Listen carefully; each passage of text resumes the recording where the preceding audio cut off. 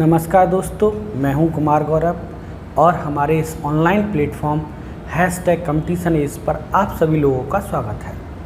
हम लोग अपना इंडियन कॉन्स्टिट्यूशन, भारतीय संविधान का second topic making of constitution, संविधान का निर्माण, इसको पढ़ रहे हैं। और इसमें हम लोग संविधान सभा, पिछली लास्ट क्लास में संविधान सभा के भाग 1 में हम लोगों ने इस बात को पढ़ा कि संविधान सभा का गठन कैसे हुआ।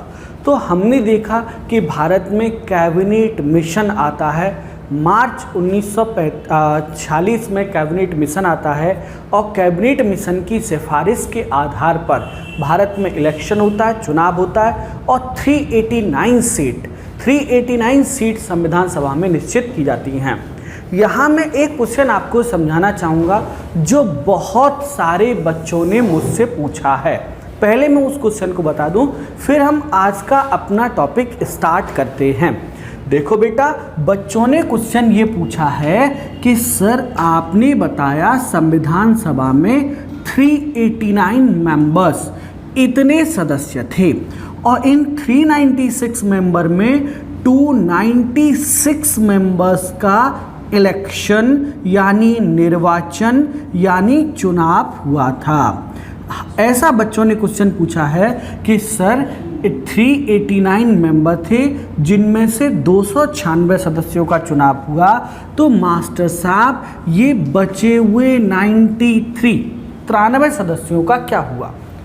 एक बालक है अरुण, उसने कई बार इस क्वेश्चन को डिस्कस करने का प्रयास किया। तो मैं बता दूं बेटा, जो ये 93 सदस्य थे ये देसी रियासतों के रिप्रेजेंटेटिव थे, ये देसी रियासत के प्रतिनिधि थे। और देसी रियासत में मान लो ए नाम का कोई राजा राज कर रहा है, ये देसी रियासत में कोई ए नाम का राजा राज्य कर रहा है। उसके क्या 3 बेटे हैं, बी सी डी, और उसके सेनापति का नाम है ई, उसके वित्त मंत्री का नाम है एफ, उसके रक्षा मंत्री का नाम है जेड।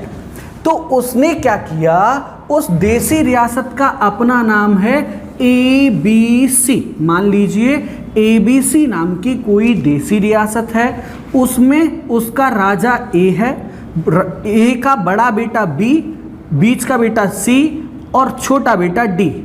ई सेनापति है, एफ वित्त मंत्री है और जेड रक्षा मंत्री है।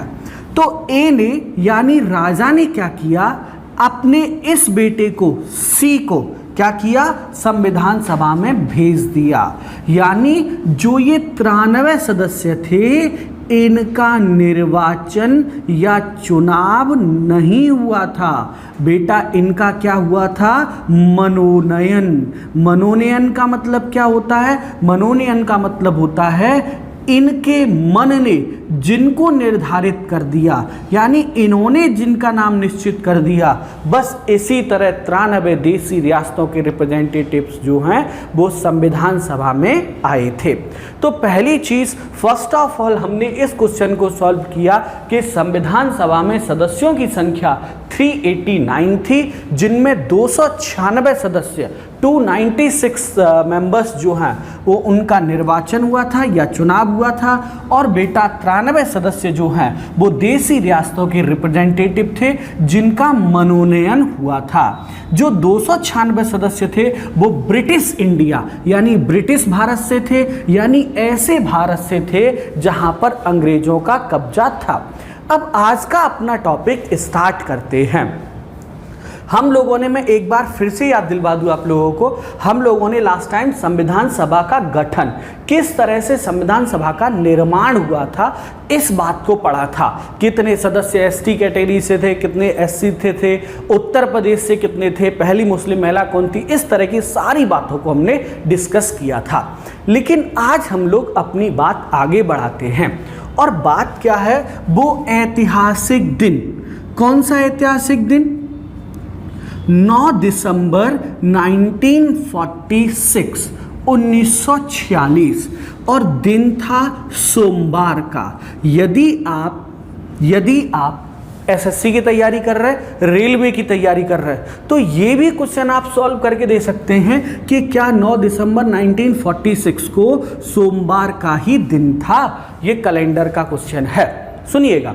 9 दिसंबर 1946 को सोमवार के दिन सुबह 11 बजे संसद के केंद्रीय भवन में, सेंट्रल हॉल, आजकल इसे केंद्रीय भवन बोलते हैं, आजकल इसे सेंट्रल हॉल कहते हैं, केंद्रीय भवन में संविधान सभा की बैठक प्रारंभ हुई।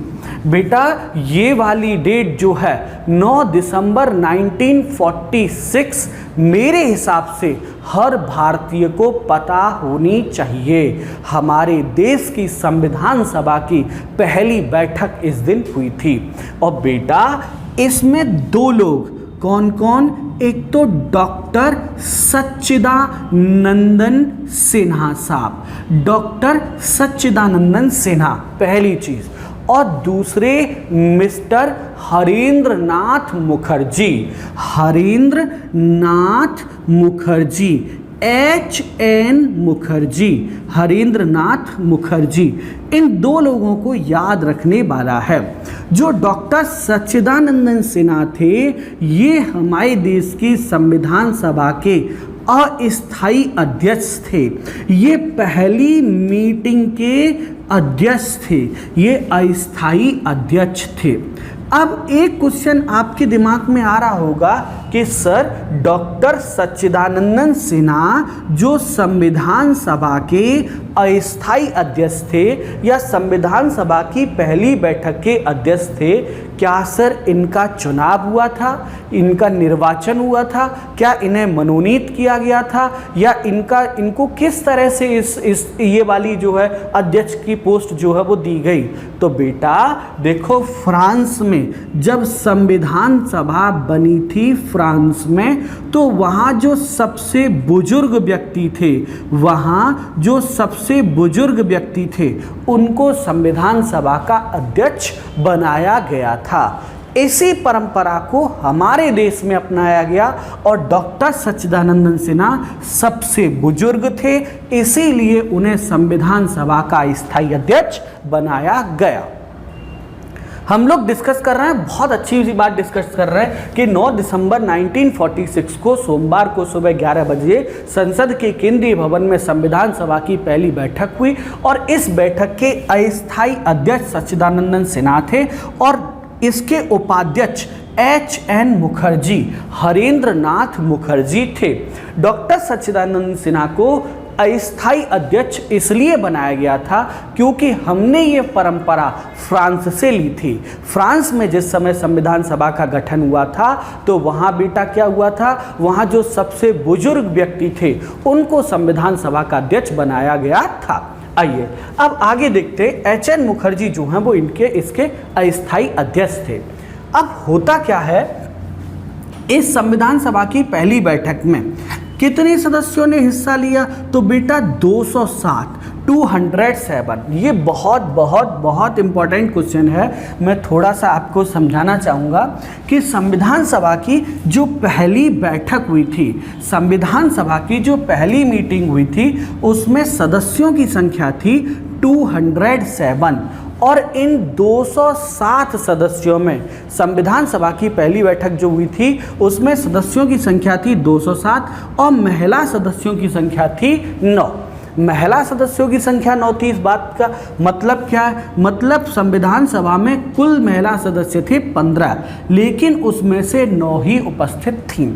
अब आपके दिमाग में एक क्वेश्चन और आ रहा होगा कि सर आपने लास्ट क्लास में बताया था कि संविधान सभा में सदस्यों की संख्या थी 389 और उपस्थित हुए 207, यानी मास्टर साहब यहाँ बचे आपके 2, यहाँ 8 और यहाँ 1। ये 182 सदस्य कहाँ गए?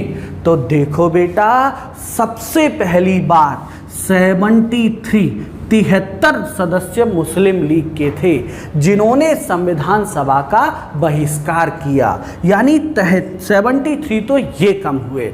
दूसरी चीज बेटा बहुत इंपॉर्टेंट क्वेश्चन, 93 यानी 93 जो है वो देसी रियासतों के रिप्रेजेंटेटिव थे, और ये देसी रियासत के जो रिप्रेजेंटेटिव थे इनको समझ ही नहीं आ रहा था कि इनको पाकिस्तान में जाना है या भारत में जाना है या इनको आज़ाद रहना है। इसीलिए लगभग इन 93 सदस्यों ने भी भाग नहीं लिया, और 10 भी सदस्यों का किसी का स्वास्थ्य का कारण रहा होगा, कोई पहुंच नहीं पाया होगा, कोई लेट हो गया होगा, इस तरह से अन्य सदस्यों का हिसाब रहा। अगर आपसे कोई पूछता है कभी कि संविधान सभा में सदस्यों की संख्या थी 389 और 207 सदस्य पहली मीटिंग में उपस्थित थे, तो क्या ऐसा कारण था कि जो है वो 182 यानी इतने सदस्य कम उपस्थित थे?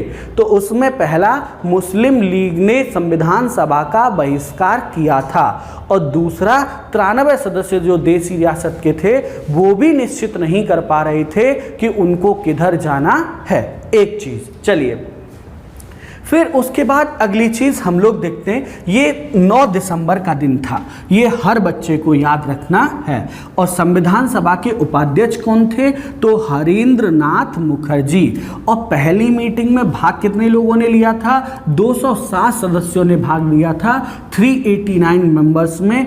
क्यों? क्योंकि मुस्लिम लीग ने बहिष्कार किया था और देसी रियासत भी कुछ निर्णय नहीं कर पा रहे थे कि उनको जाना कहाँ है। अब आ जाती हैं 11 दिसंबर वाले दिन।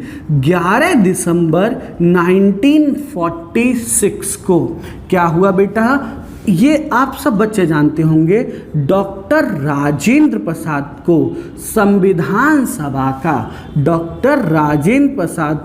संविधान सभा का स्थायी अध्यक्ष चुना गया। मैंने वर्ड बोला, स्थायी अध्यक्ष चुना गया, यानी इनका निर्वाचन हुआ था, ये इलेक्टेड हुए थे। दोबारा से सुनिएगा, 11 दिसंबर 1946 को डॉक्टर राजेंद्र प्रसाद को संविधान सभा का स्थायी अध्यक्ष निर्वाचित किया गया, इलेक्टेड किया गया, चुना गया। ये संविधान सभा के स्थायी अध्यक्ष थे, जो कि बाद में डॉक्टर राजेंद्र प्रसाद बाद में हमारे देश के पहले राष्ट्रपति भी बने। उसके बाद अगली चीज 11 दिसंबर को देखते हैं, BN राव साहब। BN राव मतलब इनका पूरा नाम है बनेगल नरसिंह राव। BN राव, बनेगल नरसिंह राव, ये एक ICS अधिकारी थे।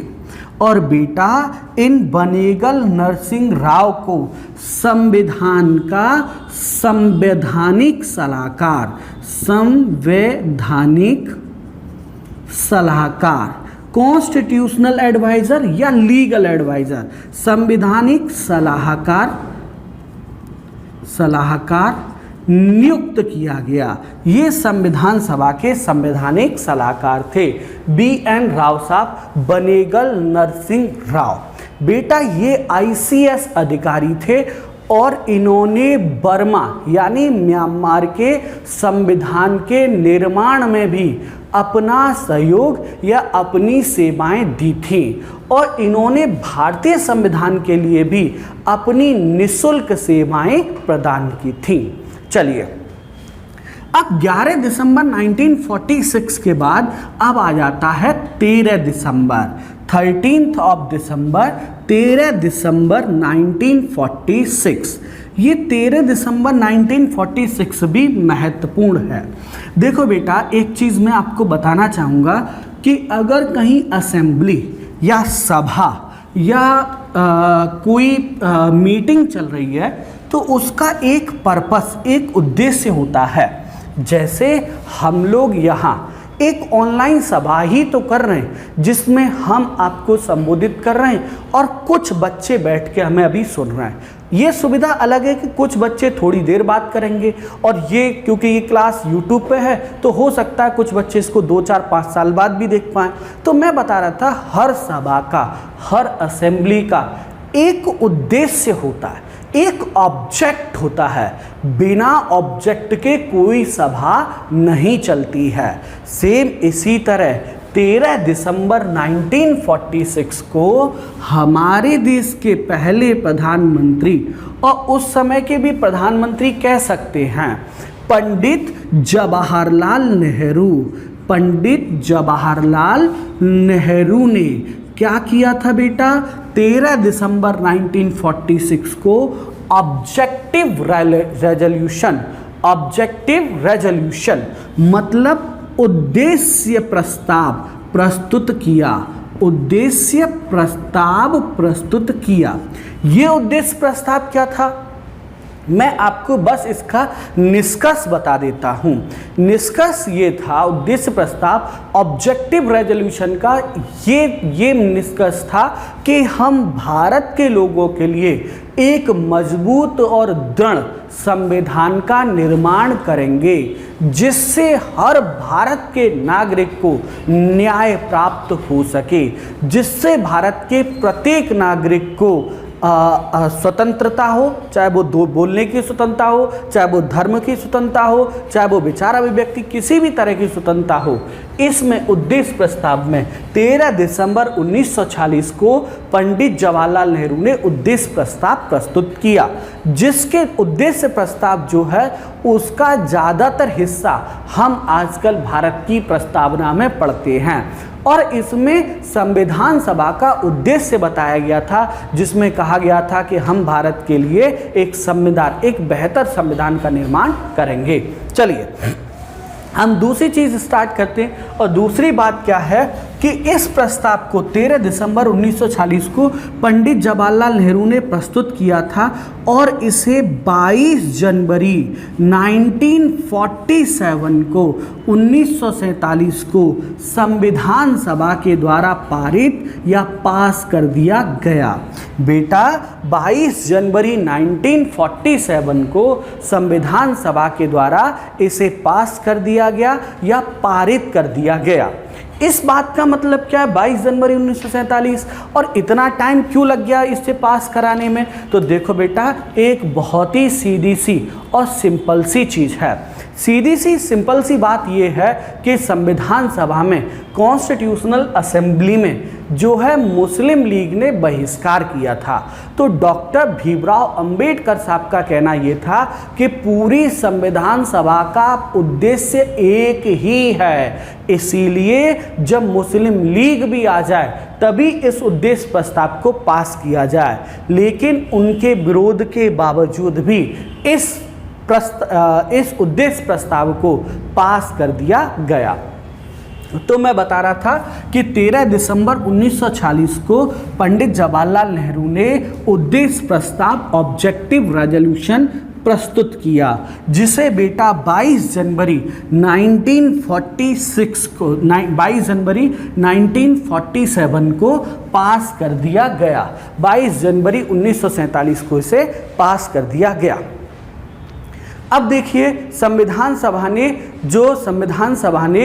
जो आपका प्रारूप, संविधान सभा ने जो प्रारूप था, ड्राफ्ट था इसका, संविधान का जो ड्राफ्ट था, उस पर विचार विमर्श करने के लिए एक प्रारूप कमेटी का गठन किया।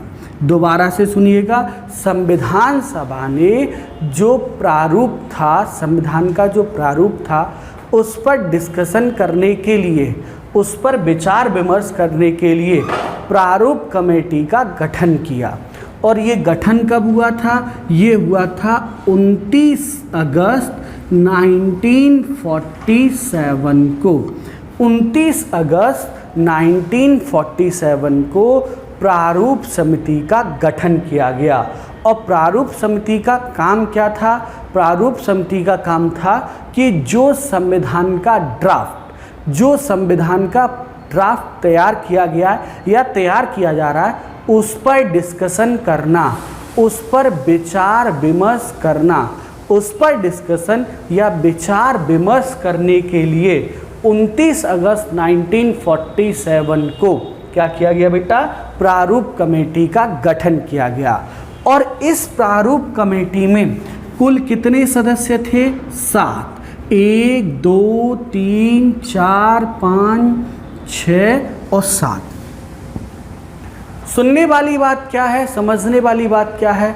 सुनने और समझने वाली बात ये है कि प्रारूप कमेटी का गठन किया गया था। बेटा एक बात नोट कर लो आप कि आपको वैसे मैं बहुत सारी कमेटियों के अध्यक्ष आपको लिखाऊंगा और आपको सभी कमेटी के अध्यक्ष याद करने हैं, लेकिन बेटा प्रारूप कमेटी के सभी सदस्यों का नाम भी आपको याद होना चाहिए। इनमें सबसे पहले आते हैं डॉक्टर भीमराव अंबेडकर। डॉक्टर भीमराव अंबेडकर साहब जो हैं वो संविधान इसके प्रारूप समिति के अध्यक्ष थे। दूसरे जो इसके सीनियर मेंबर थे उनका नाम था गोपाल स्वामी आयंगर। गोपाल स्वामी आयंगर, ये बहुत महत्वपूर्ण है। तीसरे सदस्य जो थे वो थे के.एम. मुंशी, मतलब कन्हैयालाल मणिकलाल मुंशी।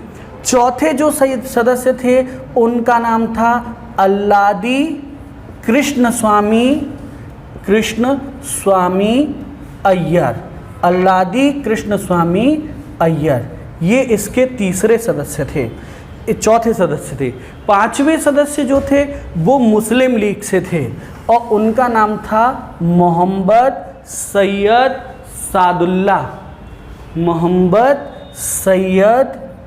सादुल्ला, ये मुस्लिम लीग से थे।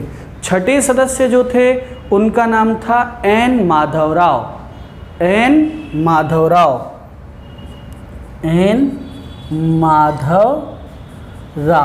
ये इसके छठे सदस्य थे। हाँ, तो हम लोग डिस्कस कर रहे थे कि प्रारूप समिति में 7 सदस्य थे। पहली बात आप ये जान लीजिए, संविधान के प्रारूप पर डिस्कशन करने के लिए, विचार विमर्श करने के लिए क्या सुधार कर सकते हैं, कैसे घटा बढ़ा सकते हैं, इस पर विचार करने के लिए प्रारूप कमेटी का गठन 29 अगस्त 1947 को किया गया। इसके अध्यक्ष डॉक्टर भीमराव अंबेडकर थे एंड गोपाल स्वामी आयंगर, ये इसके सीनियर सदस्य थे। तीसरे सदस्य के.एम. मुंशी थे। चौथे अल्लादी कृष्ण स्वामी अय्यर। पांचवें सदस्य मोहम्मद सैयद सादुल्ला, ये मुस्लिम लीग से थे। और छठे सदस्य एन माधवराव थे। और सातवें सदस्य टी कृष्णमाचारी थे। मैं यहाँ आपको ये बताना चाहूँगा कि जो एन माधवराव सदस्य थे वो बी.एल. मित्र के स्थान पर चुने गए थे, यानी पहले बी.एल. मित्र थे और इनके स्थान पर नए सदस्य जो है वो एन माधवराव आए। और डी.पी. खेतान के स्थान पर, इनमें से जो है स्वास्थ्य खराब नहीं था, डेथ भी हो गई थी, तो इसलिए डी.पी. खेतान के स्थान पर टी कृष्णमाचारी को प्रारूप कमेटी का, प्रारूप समिति का अध्यक्ष बनाया गया, सदस्य बनाया गया। ड्राफ्टिंग कमेटी, संविधान के ड्राफ्ट पर, ड्राफ्ट संविधान का वो किसने तैयार किया? बी.एन. राव साहब ने तैयार किया।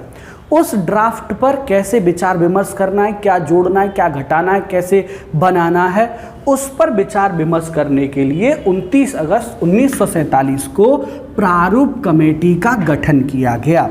और इस प्रारूप कमेटी में सदस्य थे 7। पहले थे डॉक्टर भीमराव अंबेडकर, जो इसके अध्यक्ष भी थे। दूसरे थे गोपाल स्वामी आयंगर। तीसरे थे कन्हैयालाल मणिकलाल मुंशी। चौथे थे अल्लादी कृष्ण स्वामी अय्यर। पांचवें थे मोहम्मद सैयद सादुल्ला, मुस्लिम लीग से। छठे सदस्य एन माधवराव और सातवें सदस्य टी कृष्णमाचारी। तो इस तरह से प्रारूप कमेटी का गठन हुआ। और अब इस प्रारूप कमेटी पर हम विस्तार से बात करेंगे। बेटा आप सबको अभी अभी डिस्कस किया हम लोगों ने कि 29 अगस्त 1947 को प्रारूप कमेटी या प्रारूप समिति का गठन किया गया। गठन हुआ। पहली बात, फर्स्ट ऑफ ऑल, पहली चीज़, दूसरी चीज़, ठीक है चलो 29 अगस्त 1947 को प्रारूप कमेटी का गठन हुआ, अच्छी बात है। दूसरी चीज़ सेकंड वन, इस प्रारूप कमेटी ने क्या किया, संविधान के ड्राफ्ट को देखा, पढ़ा, उसमें क्या जोड़ना है क्या घटाना है, ये सब करने के बाद 21 फरवरी 1948 को, बहुत इंपॉर्टेंट क्वेश्चन है बेटा, 21 फरवरी 1948 को पहली बार प्रारूप समिति ने संविधान सभा के सामने, संविधान सभा के समक्ष संविधान प्रस्तुत किया, संविधान प्रस्तुत किया। बेटा ये बात समझ में आई।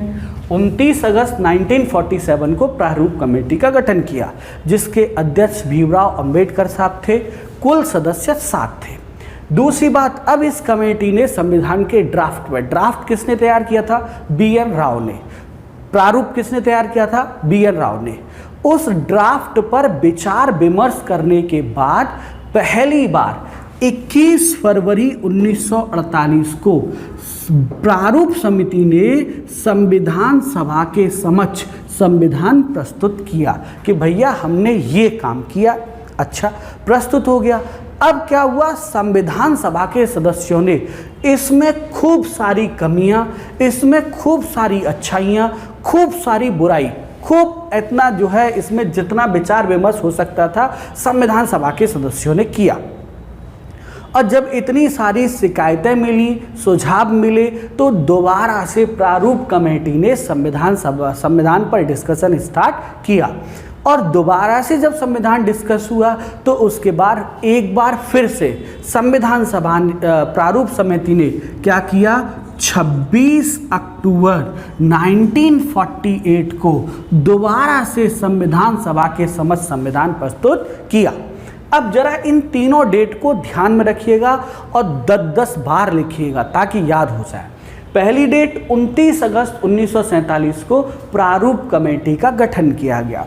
काय प्रारूप कमेटी का गठन हुआ, क्योंकि जो BN राव साहब ने ड्राफ्ट तैयार किया है उस ड्राफ्ट में क्या जोड़ा जाए, क्या घटाया जाए, किस तरह से उसको बेहतर बनाया जाए, इसके लिए प्रारूप कमेटी का गठन किया गया। अब प्रारूप कमेटी अपना काम शुरू करती है और काम शुरू करने के बाद उसमें बहुत सारा काम जो है वो करती है। और जो प्रारूप कमेटी ने संविधान बनाया था उसमें 315 अनुच्छेद, आर्टिकल और 8 अनुसूचियां यानी शेड्यूल थी। दोबारा से सुनिएगा, प्रारूप कमेटी ने जो संविधान बनाया था उसमें 315 अनुच्छेद और 8 अनुसूचियां थी। लेकिन क्या हुआ फिर, पहली बार 21 फरवरी 1948 को 315 अनुच्छेद वाला संविधान सभा के समक्ष प्रस्तुत किया गया।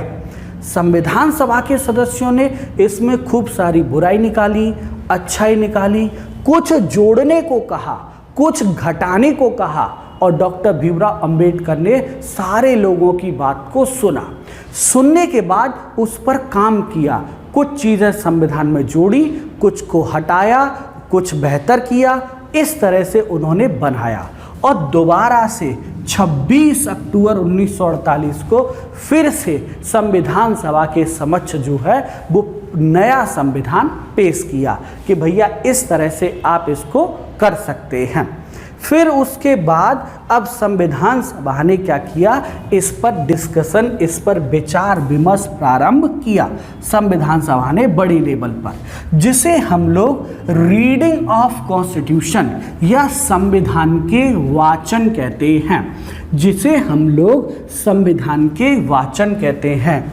और बेटा ये याद रखना हमेशा, संविधान के 3 वाचन हुए थे, संविधान की 3 रीडिंग हुई थी। कौन कौन सी 3 रीडिंग हुई थी? ये पहले वाले को कहते प्रथम वाचन, फिर आता है द्वितीय वाचन, फिर आता है तृतीय वाचन, first reading, second reading, third reading. प्रथम वाचन जो चला था वो चला था आपका 4 नवंबर 1948 से 4 नवंबर 1948 से 9 नवंबर 1948। इसमें फिर से संविधान में कमियां निकाली गई, कुछ अच्छाइयां बताई गई, जनता को भी दिया गया ताकि जनता भी पढ़ के बताए कि संविधान में क्या जोड़ना क्या घटाना है। सब इस तरह से हुआ प्रथम वाचन में।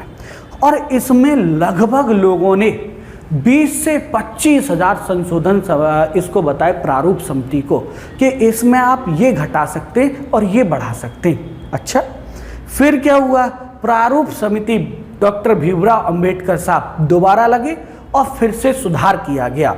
और सुधार करने के बाद फिर दूसरी रीडिंग 15 नवंबर 1948 से लेकर के 15 नवंबर 1948 से लेकर के सेकेंड रीडिंग आपकी 15 नवंबर 1948 से लेकर 17 अक्टूबर 1949 तक चली। यानी इस दौर में ज़्यादा विचार विमर्श हुआ है। और उसके बाद अंतिम रूप से 14 नवंबर 1949 से और 26 नवंबर 1949 तक आपका 1949 तक ये संविधान सभा की थर्ड रीडिंग यानी तीसरी रीडिंग रही है। और इसमें 26 नवंबर 1949 को हमारे देश का संविधान बन करके कंप्लीट हो गया, तैयार हो गया। और इसी दिन बेटा संविधान के 16 अनुच्छेद लागू कर दिए गए। कभी आपसे कोई पूछे कि संविधान बन के तैयार कब हुआ तो वो 26 नवंबर 1949 को। मैं एक बार फिर से आपको बताना चाहूँगा कि 29 अगस्त 1947 को प्रारूप कमेटी का गठन किया गया। प्रारूप कमेटी ने संविधान के प्रारूप पर विचार विमर्श किया, उसे तैयार किया और उसे तैयार करने के बाद 21 फरवरी 1948 को पूरी दुनिया के सामने या संविधान सभा के सामने प्रस्तुत किया। उसके बाद बेटा संविधान सभा के सदस्यों ने इसमें कुछ अच्छाई बताई, कुछ बुराई बताई।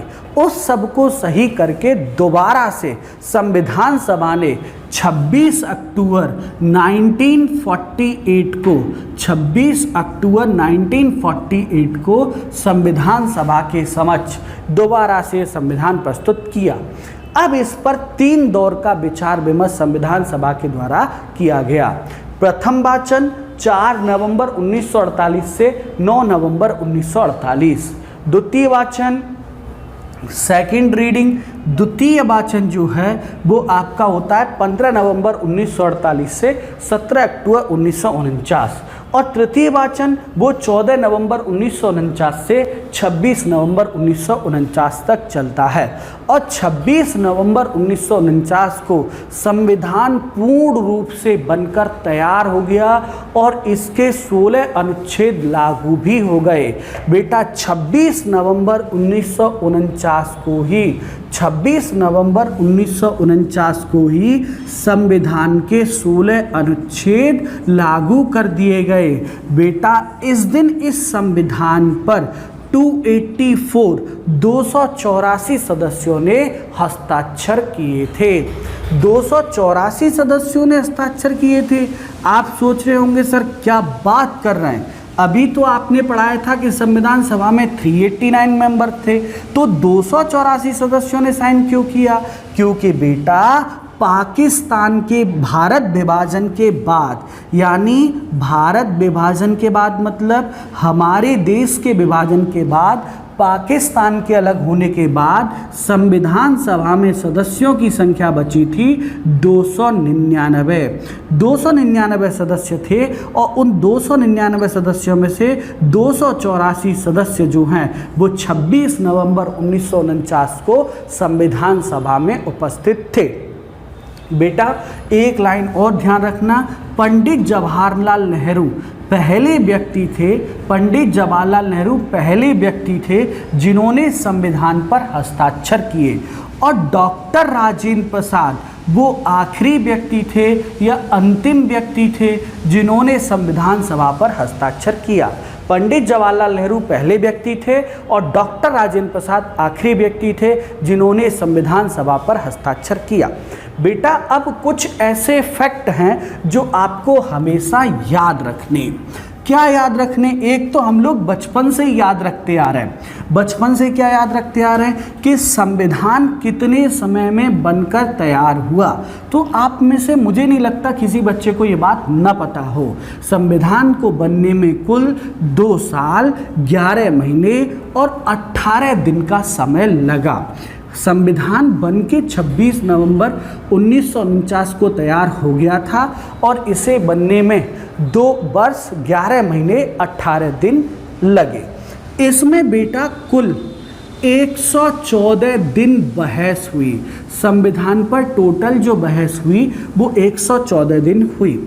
तो दूसरा फैक्ट जो है बहुत इम्पोर्टेंट जो है, वो जो नया संविधान बना था उसमें कुल शब्द जो थे वो थे 1,17,369 शब्द थे। इतने शब्द थे संविधान में।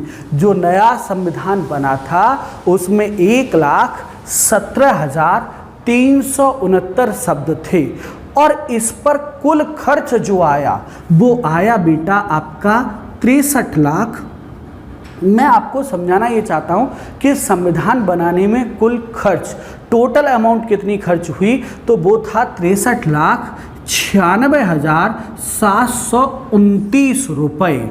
ये टोटल खर्च था जो कि आपका रुपए में है।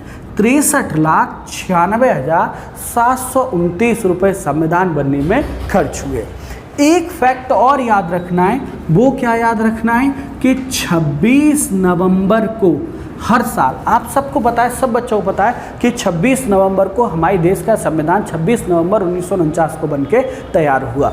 इसीलिए बेटा हर साल 26 नवंबर को विधि दिवस या लॉ डे मनाया जाता है, कानून दिवस मनाया जाता था। लेकिन 2015 में बाबा साहब भीमराव अंबेडकर के जन्म को 125 वर्ष पूरे हुए। दोबारा सुनिएगा, 26 नवंबर को हर साल विधि दिवस मनाया जाता था और इस विधि दिवस 2015 में डॉक्टर भीमराव अंबेडकर के जन्म को 125 वर्ष पूरे हुए। 125 वर्ष जब पूरे हुए तो इस उपलक्ष्य में सरकार ने ये कहा कि अब विधि दिवस नहीं मनाया जाएगा, अब हर साल 26 नवंबर को संविधान दिवस मतलब कॉन्स्टिट्यूशनल डे मनाया जाएगा। इसीलिए अब हर साल 26 नवंबर को संविधान दिवस जो है वो मनाया जाता है। देखो, जब हम संविधान पढ़ रहे हैं तो डॉक्टर भीमराव अंबेडकर को पढ़ना बनता है। और डॉक्टर भीमराव अंबेडकर को क्या पढ़ना बनता है? सबसे पहली बात आप जान लीजिए, डॉक्टर भीमराव अंबेडकर साहब जो हैं, इन्होंने संविधान सभा का चुनाव जो है वो मुंबई से लड़ा था। डॉक्टर भीमराव अंबेडकर ने संविधान सभा का चुनाव मुंबई से लड़ा था, लेकिन ये इलेक्शन हार गए, लेकिन ये चुनाव हार गए। जब डॉक्टर भीमराव अंबेडकर इलेक्शन हार गए तो मुस्लिम लीग ने डॉक्टर भीमराव अंबेडकर को ऑफर किया कि आप आइए, हम आपको बंगाल से इलेक्शन लड़वाते हैं। और बंगाल में एक जगह है जिसका नाम है जयसूर कुलना से डॉक्टर भीमराव अंबेडकर ने इलेक्शन लड़ा। अब ये इलेक्शन जीत गए। कहाँ से? बंगाल से। बम्बई से क्या हुए थे? ये इलेक्शन हार गए थे। पहली बार ये बम्बई से इलेक्शन हार गए तो मुस्लिम लीग के सहयोग से इन्होंने बंगाल के जयसूर कुलना से चुनाव लड़ा और चुनाव जीत गए।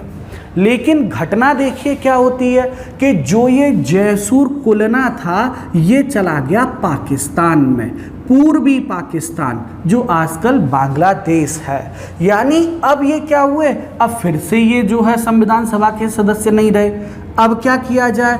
तब ऐसा होता है, जो हमारे देश के संवैधानिक सलाहकार थे वी.एन. राव साहब, वी.एन. राव ने डॉक्टर राजेंद्र प्रसाद को सलाह दी कि सरकार इनका संविधान सभा में होना बहुत जरूरी है। आप कुछ भी करिए, डॉक्टर भीमराव अंबेडकर को संविधान सभा में लेके आइए। तब क्या होता है, तब डॉक्टर राजेंद्र प्रसाद ने, बंबई के मुख्यमंत्री थे उस समय वी.एन. खरे से बात की। और जब वी.एन. खरे से बात करी तो वी.एन. खरे ने अपने एक सदस्य जिनका नाम था एम.आर. जयकर से इस्तीफा दिलवाया। और जब एम.आर. जयकर ने इस्तीफा दिया तो मुंबई की सीट क्या हो गई, खाली। और यहाँ से फिर भीमराव अंबेडकर को चुनाव लड़वाया गया और ये चुनाव जीत करके आए। पहले कहाँ से लड़ा था, बंबई से, चुनाव हार गए। फिर मुस्लिम लीग के सहयोग से कहाँ से लड़े, बंगाल से, जीत गए। लेकिन जहाँ से जीते थे वो क्षेत्र चला गया पाकिस्तान में। अब क्या किया जाए, तो वी.एन. राव जो संविधान सभा के सलाहकार थे, उन्होंने डॉक्टर राजेंद्र प्रसाद को फोर्स किया कि आप इन्हें लेके आइए। तो उन्होंने बंबई के मुख्यमंत्री वी.एन. खरे से बात करी, फिर एम.आर. जयकर ने इस्तीफा दिया और उनके स्थान पर डॉक्टर भीमराव अंबेडकर चुनाव जीत करके आए। एक बहुत ही महत्वपूर्ण बात है, और महत्वपूर्ण बात क्या है, एक संविधान सभा के सदस्य थे जिनका नाम था के.वी. राव संविधान सभा के सदस्य थे और बहुत ही अच्छे वकील भी थे। क्या साहब, के.वी. राव ने जो है वो डॉक्टर भीमराव अंबेडकर को क्या कहा है, संविधान का जनक और जननी। देखिए, मैं आपको एक बात बताऊं, किसी भी व्यक्ति को जनक जननी बोलना बहुत बड़ी बात है। हम कहते हैं फिजिक्स का जनक ये है, बायोलॉजी का जनक ये है, गणित का जनक ये है, इतिहास का जनक इसको कहा जाता है, भूगोल का जनक इसको कहा जाता है। सेम ऐसे ही संविधान का जनक, यहाँ तक तो ठीक है, लेकिन माता और पिता दोनों, तो ये बहुत बड़ी बात होती है। ऐसा क्वेश्चन एसएससी अक्सर पूछ लेती है कि किसने डॉक्टर भीमराव अंबेडकर को संविधान का जनक और जननी कहा है, तो एक सदस्य थे के.वी. राव साहब। उन्होंने डॉक्टर भीमराव अंबेडकर को संविधान का जनक और जननी कहा है। दूसरी बात, बहुत ही महत्वपूर्ण, बहुत ही इंपॉर्टेंट क्वेश्चन जो कई बार एग्जाम में आया है, कौन सा, डॉक्टर राजेंद्र प्रसाद ने ये कहा, जो संविधान सभा के अध्यक्ष थे, कि संविधान सभा एक हवाई जहाज के जैसे है। संविधान सभा एक हवाई जहाज के जैसे है, जिसके निपुण पायलट डॉक्टर भीमराव अंबेडकर हैं। यानी मैं आपको बताना ये चाहता हूँ कि संविधान सभा के अध्यक्ष डॉक्टर राजेंद्र प्रसाद ने संविधान सभा को हवाई जहाज और उसका निपुण पायलट किसको, डॉक्टर भीमराव अंबेडकर को बताया है। ऐसा क्वेश्चन आता है कि निम्न में से किसने डॉक्टर भीमराव अंबेडकर को संविधान सभा का निपुण पायलट बताया है, तो वो थे डॉक्टर राजेंद्र प्रसाद। चलिए अब हम लोग बात करते हैं, क्या अभी हम लोगों ने पढ़ा कि 26 नवंबर 1949 को संविधान बनकर के तैयार हुआ।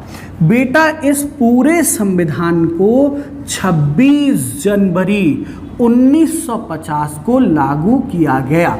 ये बात हम लोग सब लोग जानते हैं, लेकिन हमें ये समझना है कि 24 जनवरी 1950 को संविधान सभा की अंतिम बैठक हुई। और बेटा, ये संविधान सभा की 12वीं बैठक थी। यानी संविधान सभा की टोटल कितनी बैठक हुई थी, 12। और अंतिम बैठक कब हुई थी, तो वो हुई थी 24 जनवरी 1950 को।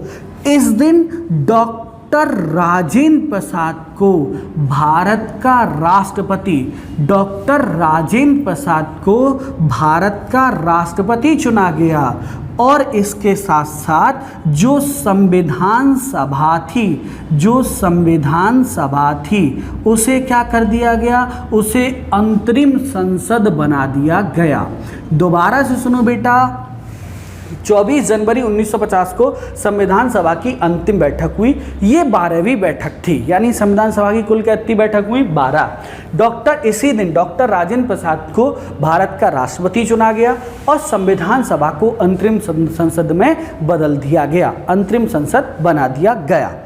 अब यहाँ मैं आपको 2-3 चीज़ें और बताना चाहूँगा।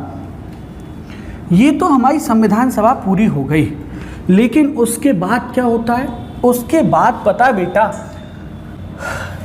हर अध्यापक ऐसा करता है कि अपने बच्चे को पहले अनुच्छेद 1 पढ़ाता है, अनुच्छेद 2 पढ़ाता है, लेकिन मैं जब से इसमें हूँ सबसे पहले मैं आपको ये बताता हूँ कि हमारे देश के संविधान में जब बन के तैयार हुआ था 395 अनुच्छेद आर्टिकल, उसके साथ साथ 22 भाग और बेटा 8 अनुसूचियाँ थी। जिस दिन हमारे देश का संविधान बना उस दिन 22 भाग, 395 अनुच्छेद, 22 भाग और 8 अनुसूचियाँ थी। और कहीं भी अध्यापक जो है, हर कोई, और करना भी चाहिए, अनुच्छेद 1 से स्टार्ट करते हैं, लेकिन मैं ऐसा नहीं मानता हूँ। मैं क्या कहता हूँ, आप सबसे पहले 3 अनुच्छेद याद कीजिए। कौन सा? 393, 394, 395। ये 3 अनुच्छेद आपको पहले अनुच्छेद से पहले याद करने, फर्स्ट आर्टिकल से पहले ये 3 याद करने। 393 अनुच्छेद 393 में क्या लिखा है? इसमें लिखा है, अनुच्छेद 393 के अनुसार लिखा है कि हमारे देश के संविधान का नाम कॉन्स्टिट्यूशन ऑफ इंडिया, भारत का संविधान होगा। बेटा क्वेश्चन ऐसे आता है कि संविधान के नाम को कौन से अनुच्छेद में दिखाया गया है? तो आर्टिकल 393 ये कहता है कि भारत के संविधान का नाम क्या होगा? भारत का संविधान। पहली चीज़। दूसरी चीज़, और बहुत ही महत्वपूर्ण, बहुत ही शानदार क्वेश्चन, वो ये है कि अनुच्छेद 394 ये कहता है कि जो नया संविधान सभा ने बनाया है वो पूरा का पूरा संविधान 26 जनवरी 1950 से लागू होगा। दूसरी बात, इतनी मस्त वाला आर्टिकल है, आर्टिकल 394, वो ये कहता है कि जो नया संविधान बना है, भाई संविधान बनके कब पूरा हो गया था? 26 नवंबर 1949 को।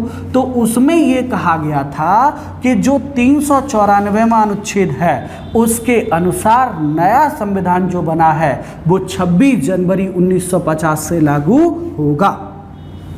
इस 394 आर्टिकल का बी सेक्शन देखते हैं। ये ए सेक्शन है और बी सेक्शन क्या कहता है?